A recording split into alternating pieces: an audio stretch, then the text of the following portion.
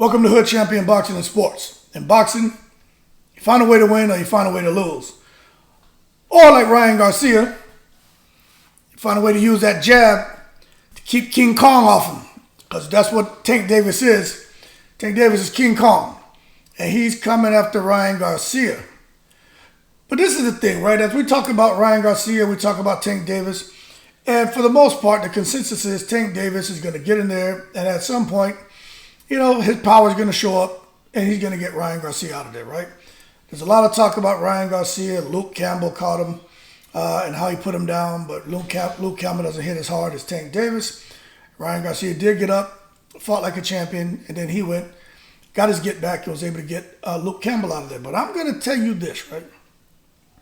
First, like and subscribe and make sure consider donating to the channel. But this is the thing. Now, I'm not saying... Well, I'm going to tell you right now, I think Tank Davis is going to win the fight. But I'm going to tell you right now, Ryan Garcia, he does have a chance to win. He does have a chance to win, but it's kind of hard. Look, it's kind of hard to go against Tank Davis. I mean, he has the momentum right now, He is probably the fastest growing star in boxing. Some people think he's the face of boxing. I don't know if I agree with that, but what I will tell you is he's on his way. But for Ryan Garcia, if you say, okay, everyone thinks Tank is going to win the fight, and you think Ryan Garcia has a chance, although you're favoring Tank, why? I'm gonna tell you. When you look at Tank Davis, right, and I've said this in other videos, he has, whenever he lands a shot, the fight changes. But for Ryan Garcia to win, he's got to make the fight boring. Now, when I say make the fight boring, I'm not talking about turning to Guillermo Rigondeaux. No, that's madness. You can't do that in a boxing match with Tank Davis. What I say about make it boring is keep it in the center of the ring and use that jab. Fight long. Ryan Garcia is 5'10", 5'11". Tank 3 feet, 4 feet tall. Okay, so look. There's no need for Ryan Garcia to make the fight exciting. And what I mean is stand there, go toe-to-toe, and have vicious exchanges, right? That is something that he should not do. He has to make it boring. And what I mean by that is jab, step to the side, let the right hand go, take a half a step back, move around. You see, he's got to do those center things. He's got to control the real estate. Because I'm going to tell you right now, right? When you look at fighters who've had experience against all the different styles in the book, right? You look at De La Hoya, you look at Mosley, you look at Mayweather, you look at Miguel Cotto, Zab Judah, Sugar Ray Leonard, Thomas Hearns, Roberto Duran, all those guys. At some point, when these guys were in fights, the jab, if it didn't show up from round one, at some point, the jab shows up. And normally when the jab shows up and they work behind it, the fight becomes a little easier. They have some success. Now, you still have to have a combined approach to it. But what I'm saying is, I'm a huge advocate of the jab. And to me, if Ryan Garcia can be smart and use that jab effectively, I'm going to tell you right now, man, he's going to stop a lot of the things that Tank Davis wants to do. Now, understand this. We know Tank Davis is special. He sets traps. He sees everything that's going on. He's downloading data, right? I just had a back and forth with one of the guys on the channel, and he made good points, but I don't think he really understood what I was saying when I say slow the fight down. We understand guys like Mayweather, a guy like even Adrian Broner, a guy like Cotto, and what you're seeing right now with a guy like Tank Davis. They're processing. Usyk does it. Lomachenko does it. Devin Haney's another one. Shakur Stevenson, 100%. They're processing. And as they process, they start to make progress. And normally, the progress is them getting their shots off and being able to have more offensive success because they're seeing what you're doing and they know how to negate it. For Ryan Garcia, though, I don't know if he has a Mayweather type, those Mayweather type qualities. If he has the Cotto type qualities, the Shakur Stevenson type qualities, the Tank Davis type qualities. So for everything Ryan Garcia is going to bring to the ring, although he can blunt Tank's offense and he can nullify things, I think Tank Davis may have a round or two and then he figures it out. Okay, this man is trying to get that jab off. We know Tank can easily move that head a couple inches, get it out the line of fire, shoot an uppercut, shoot and counter. He can go left or he can go to the right and get the hook off. We know Tank Davis can do this. But my thing is, for Ryan Garcia, if the jab is working, then what you want to see is for him to have some combinations come behind that. But this is the problem. Ryan Garcia, he didn't have a tune-up fight. And he explained why. And I tend to understand and agree. Well, I could understand why he didn't. I still think he should have had a tune-up fight. Even Oscar De La Hoya said he should have, right? But if he's there working with Joe Gooser, the one thing, when have you all ever seen Ryan Garcia rattle off combinations? You know what I'm saying? When have you ever seen Ryan Garcia rattle off a combination? I mean, like type of boxer. Jab, right hand, step back, hit you, close the distance, combination. Like, I'm talking combination like a Jorge Linares, Devin Haney, whatever round that was, or Jorge Linares threw a crazy combination. I think it was like the 5th or 6th punch, whatever it was. That final one is the one that landed and had Devin Haney on Bambi legs. So for Ryan Garcia in the camp with Joe Goosen, that's something that I'm curious about. Have they worked on that? Or are they just expecting Ryan Garcia to sit there and stand tall and throw that piston-like jab out there? That's what he throws up. He's going to have to do a bit more because Tank is going to time it. And he's throwing the jab out, which is his left hand. I don't know how much power Ryan has in his right hand, but we know he throws that jab out. Tank can time it because you can watch when the chest flexes. There's so many things you watch when a boxer is about to throw a punch. You can watch the chest, you can watch the body, and you can see what's going on. But if Tank times him and Ryan throws that jab out there, I mean, Ryan is a sitting duck for a couple punches from Tank Davis. And that's all I'm getting at. But I do think if Ryan can get that jab off, followed by combinations, then I think the results should be rather fruitful. Now, will they? We have to wait and see. But that is extremely important. I mean, you look at Tank Davis. When I say make the fight boring, Tank Davis is a slow starter. Okay? When Ryan Garcia slows it down, and what I mean is by not coming in them and just letting go fireworks. Jab combinations, step out, half a step to the side, half a step back, rolling out, getting out of the way of the punches, using the whole ring. If Ryan Garcia can do that, then what you're going to see with Tank Davis is he's going to grow anxious. Now, you look at Ryan Garcia fought Barrios, and he fought, when Tank Davis fought Barrios and Tank Davis fought Leo Santa Cruz, right? Even with Rolly Romero. Those guys in the center of the ring had success. Because when you just look at the dimensions, especially of Santa Cruz and Barrios, jab, right hand, not get too crazy, over anxious, you can have success. I mean, Tank is just, nothing that he did wrong, but he's just naturally really handicapped when he gets in the ring with these guys when you just look at their dimensions. But he has something special. Speed, explosiveness, awareness, and crazy power, right? And that helps make up for those handicaps that, I'm going to say he was burdened with. But they haven't, been that much of a burden because he's had success and he's got a lot of knockouts. I don't care whether you think his opponents are questionable. But when you look at what Santa Cruz was able to do, Mario Barrios was able to do, you guys are up on the scorecards. The one thing that Ryan has that they didn't have, right? Santa Cruz doesn't have Ryan Garcia's speed, and he doesn't have Ryan Garcia's power.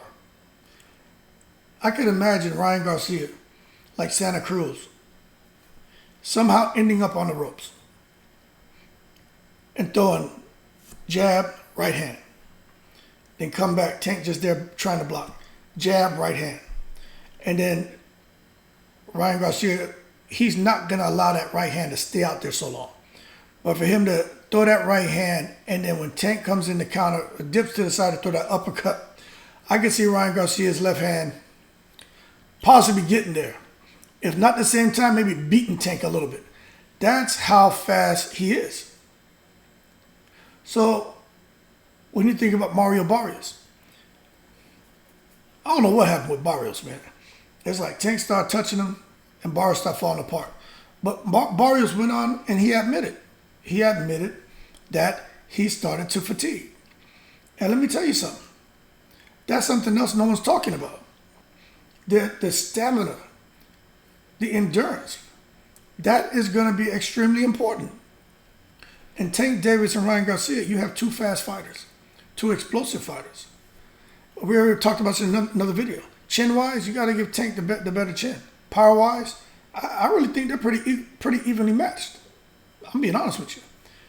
But what could make the difference is stamina, is endurance. I'm telling you right now. I'm going to tell y'all this right now. I remember, man, you know I always got stories, right? I remember sparring a guy. This was in Florida, right? I remember sparring a guy in Florida. And he was a little bigger than me. As a matter of fact, that joke was like 6'3", big kind of country bumpkin guy. And the coach was like, "Hey man, I want you to spar him." And I'm looking at him like, "Yo, this man is a monster." And I was a little apprehensive. So I knew in the first round, I said, "Let me see what's going on." So I came out and I made sure that as soon as the bell rang, I ain't touched gloves, nothing. Bing, bing, to let him know, you're gonna have to kill me in here. So what happened is he threw some shots. I caught a lot of his shots. I got out of the way, but I felt that power. And I was like, yo, this guy here, that's like 240 pounds coming at me. I think I was like 185 at the time. But I was much faster, and I was getting the best of the exchanges. But I knew I had to be careful. But I'm telling y'all right now, we did 3 rounds, right? And then by 2.5, the third round, my man was low energy. When I say low energy, I mean low energy. He needed a tablespoon of sugar. And then going into that 4th round, it was all she wrote. Now, when you look at it, were we evenly matched? Power-wise, maybe he had a little more power. Skill set-wise, no, I definitely had the better skill set. But if he had stamina, I could have been on my bicycle. But, I'll hold my ground, but I'm not stupid either. You know what I'm saying? But what I'm getting at is stamina sometimes makes the difference in a fight. We've seen in fights where guys just get tired in the ring. It's not even that the other person is better. It's just a guy who has a better engine. And I honestly think with Floyd Mayweather, I think we know skill set wise and everything, Floyd's in his own category. But I honestly think that's what really helped Floyd in a lot of his fights too, is his engine. You look at when Floyd, even when he fought Pacquiao, when he fought Cotto, when he fought Zab Judah, especially that fight, Floyd Mayweather didn't slow down. When he fought Cotto, he didn't slow down. Genaro Hernandez, Floyd didn't slow down. Especially that fight, Floyd just kept picking up the pace. And then he has an outstanding skill set on top of that. So it's almost damn near impossible to beat a guy like that. But in this fight, when we watch these two fight, does anyone they didn't even fight long enough. Ryan Garcia and Tank Davis, look at the average rounds per fight, man. I think for both of them, it's like less than 5 rounds. It's something crazy because they knock everybody out. But I think this may be the first. I don't think it goes a distance. Matter of fact, I'm going to say I know it doesn't. But all I'm saying is for Ryan Garcia, it's gonna be jabs and combinations. And just being disciplined. Joe Goosen, we're gonna have to see.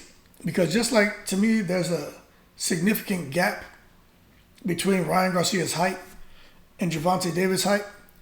I think for today, there's a significant gap in the relationship between trainer and athlete. And I think there's a significant gap as far as instruction that each fighter has received. Tank Davis has been with his trainer since he was a little bitty kid, 7 years old. Ryan Garcia and Joe Goossen just teamed up.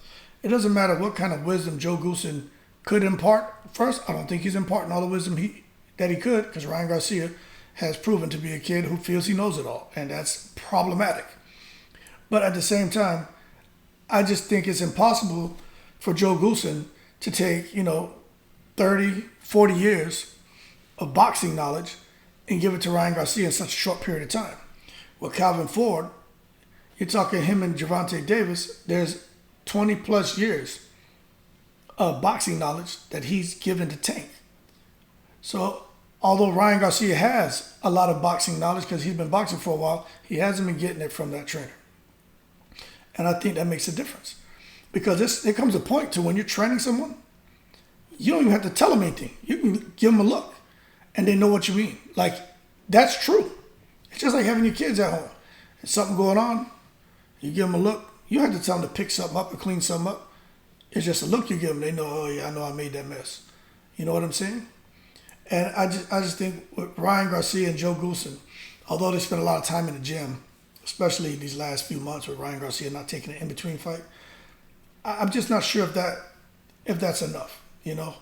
I'm just not sure. But I'm gonna tell you this, man.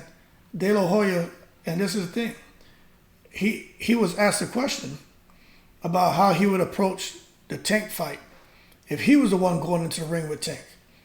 And Ryan Garcia said, look, man, Oscar De La Hoya, they asked him how he would feel and what he would do, how would he approach the Tank fight. And this is the thing that I really don't like. He says, you know what? If it was me, I would take a bat in the ring. And he says they're a little worried about Ryan Garcia going into this fight. And I just don't think that's good. I think that they definitely want him to take the fight. I just think when they look at the worry stems from the rehydration clause. It's 10 pounds. So the man weighs in the day of the fight at 137. He can't rehydrate more than 147. But again, De La Hoya saying he would use a bat against Tank. So what that tells you is they're not sure on what's the sole method to defeat Tank, but they do know they're up against something special. But for me, with all the experience De La Hoya has, with all the tough fights he's been in, I figured De La Hoya would offer something better during an interview when talking about, hey, how would you approach the fight? It's like you're hyping up Tank. Like De La Hoya's out here thinking maybe he could possibly sign Tank or something. Just like he thinks somehow he's going to be able to sign Terrence Crawford. Get out of here, man. Support your boy Ryan Garcia. Joe Goossen doesn't want to impart the wisdom. You impart the wisdom to him. You know what I'm saying? But it is what it is. I tell you what, I'm going to keep it to what I'm talking about. Ryan Garcia, keep the fight in the center of the ring. If he can do that, Ryan Garcia will have success, man. These last 3 opponents who fought Tank Davis, they had a lot of success keeping in the middle of the ring. But when they start getting put on that back foot, especially if they go straight back, they have problems. Tank Davis can close the gap extremely fast. That Tank Davis is just super explosive. But if he can get that jab off in combinations and with the speed he has, he can discourage Tank Davis. It doesn't matter how Tank's like, oh, if you built like that, if you were a real dog. Let me tell you something. Speed and power can make a person think twice. When they're trying to come in and run in and they keep getting countered, it will make a person think 2, 3, 4, 5 times before they try to come in. And then I have people sitting there saying, damn, why isn't he letting his hands go? Well, it's because when he does try to come in, he gets countered. So both of these guys are great counterpunchers. If Ryan Garcia slows it down, I don't want to see him be the aggressor. But you got to keep the jab busy. And then I think he wins. But there was another a mention about if Ryan Garcia slows the fight down and makes it a boring fight. Now, when I say boring, again, we're not talking Guillermo Rigondeaux. I'm just talking about not getting there, being reckless, looking to go balls to the wall, and whoever lands the first big shot gets knocked out. Whoever lands the first big shot knocks out the opponent, they win. No, that we don't want that. What I mean is just be smart. But there were concerns about, well, if Ryan doesn't kind of, if he doesn't bring some kind of excitement to the ring, and for somehow it goes the distance, right, then Ryan Garcia will lose on the scorecards. Yeah, I don't think so. I don't think that's the case. As long as he's touching them, as long as he's letting off combinations, and he's decisively winning the rounds. Look, we're talking about Ryan Garcia and Oscar De La Hoya. Y'all really think they're going to rob Ryan Garcia? Tank Davis isn't with Mayweather anymore. So really, Tank Davis is just kind of out there in the breeze. I'm not saying there still won't be some kind of favoritism. There may not. I'm not saying corruption doesn't exist. But, it's been proven that with Oscar De La Hoya, if you're on his team, people tend to look out for you. That's all I'm saying. So I don't think that's going to be an issue as far as someone trying to rob Ryan Garcia. But what we do know is if Ryan Garcia is able to pull off the upset, there'll be a rematch. And it is what it is at this point. But that being said, I do feel he needs to not try to prove a point like he can knock Tank out. I think if he's able to really work effectively behind that jab, let off some combinations, use his speed, use his range. He says he can box. We'll see what kind of footwork he has. He's never shown that he had great footwork. But if he can just be effective in taking a half a step back, going out on angles, not just going straight back, but when he takes a half a step back, counter, get underneath the punch, get out the way. If Ryan Garcia can do those things, I'm telling you, he's going to have some success. And, if he can repeat that and stay focused, that's the problem, the whole 12 rounds. And keep a guy like Tank off you. Tank will take shots to get in and land his. But Ryan Garcia, from my understanding, watching him fight over the years and just thinking about all Tank's opponents, Ryan Garcia is a different animal, just like Tank is a different animal. Tank isn't Javier Fortuna, and Ryan Garcia is not Pedraza. So let's not take it to the stupid here. It's a serious fight. But I just think for Ryan Garcia, it's winnable. It's not impossible. It's going to be difficult. But if he can implement those simple things, I think the fight becomes very interesting. It really does. But that being said, hey, leave your comments below and tell me, you know what? If you don't think keeping it in the center of the ring, using an effective jab and combinations, getting out on angles, take a half a step back counter, roll out, get the hell out the way out of danger because King Kong's coming. If you don't agree, let me know. If you think, look, he can win, but Oscar De La Hoya says you got to take a bat in the ring, then let me know that too. And if you feel like it doesn't matter if he takes a bat in the ring, a gun, a knife, shit, if you bring a lion in the ring, Tank wins no matter what. Well, let me know that too. That being said, y'all keep cool. Shout out to the veterans, all 7 continents. In the breeze.